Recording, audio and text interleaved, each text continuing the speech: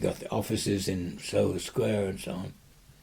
But almost immediately it was clear that that echelon had a very distinctive political formation and project of its own, very different from the amalgam that had made the old New Left, and it was not going to live in the same house for very long. They started to move people in. They were practically not interested, as they still aren't interested in British politics. No interest at all, really. As Perry Adamson said in Peculiarities of the English, it's never had a proper bourgeois revolution. Actually, I think it's had the only real bourgeois revolution we've seen, but nevertheless, not one like France, not a textbook.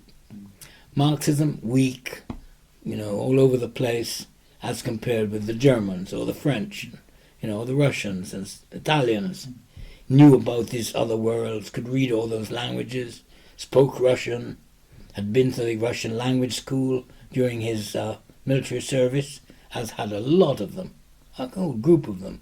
Jeremy Wolfenden was also in that generation, was Wolfenden's son, who was the Times correspondent in Moscow and committed suicide. A lot of them had all been through this highly selective training as, in not intelligence, but I haven't known what it was, but to speak and to understand, to know about Russia in the period after the 20th Congress. So high flyer, but with a political project of a much more scholarly, academic, international kind. And gradually people on the editorial board became more restive with this project, and it all came to a head when Edward wrote a very long, and so far as I know, unpublished critique of the tendency of the journal, and Perry, I think I'm right in saying, refused to publish it. And at that point, most of us said, that's the end, and left the board.